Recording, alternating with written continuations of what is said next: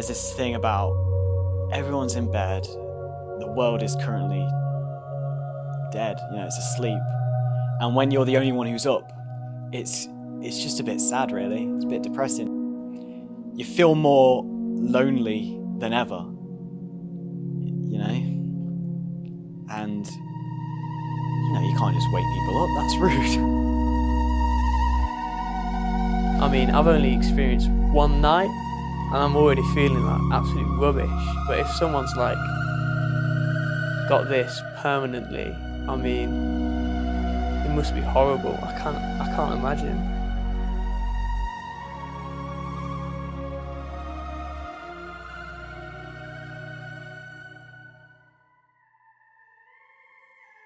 So Peter, would you say you're a deep sleeper, or?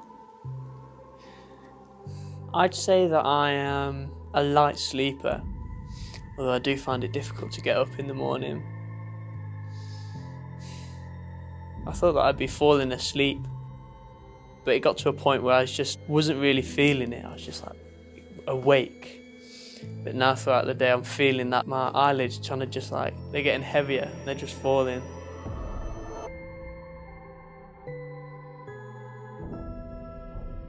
Sleep is a vital part of a fully functioning body. Most teenagers require up to 9 hours of sleep to fully recover from the previous day's physical exertion. Sleep is essential for a good immune system and to fight off diseases.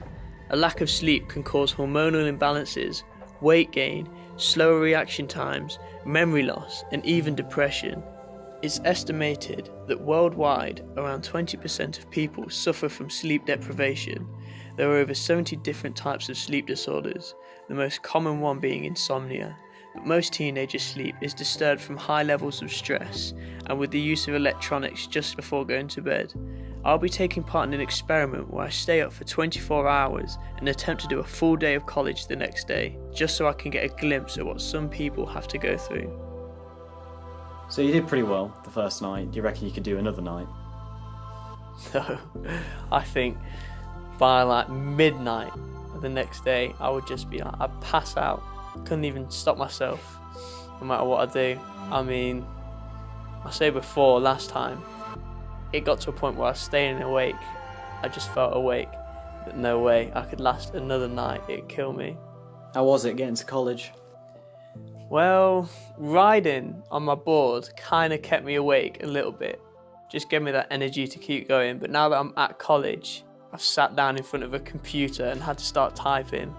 The temptation to just put my head down and fall asleep, it's overwhelming now. I mean, I'm about to go any minute. Right, you've been asking me all the questions. You sit here and I'll ask you. Alright, fine.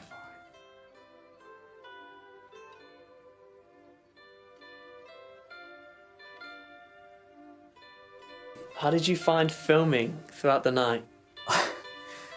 Tell you what, my arms were giving out. I was so tired. There's footage of us just drinking tea, just as a comfort.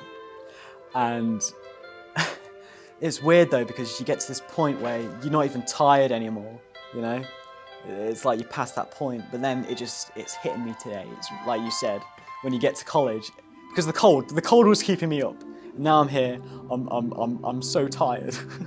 I'm so tired. It gets to the point where you're just restless and you want to sleep. But when you're doing shit and when you're not allowed for this task, you get frustrated, So that cup of tea, I know it seems small, but that meant a lot. So thank you for making that. Oh, no problem. I enjoyed it myself. It was a nice little moment. It was. So after this experiment, do you sympathise with people who have insomnia more than ever before? Oh yeah, definitely.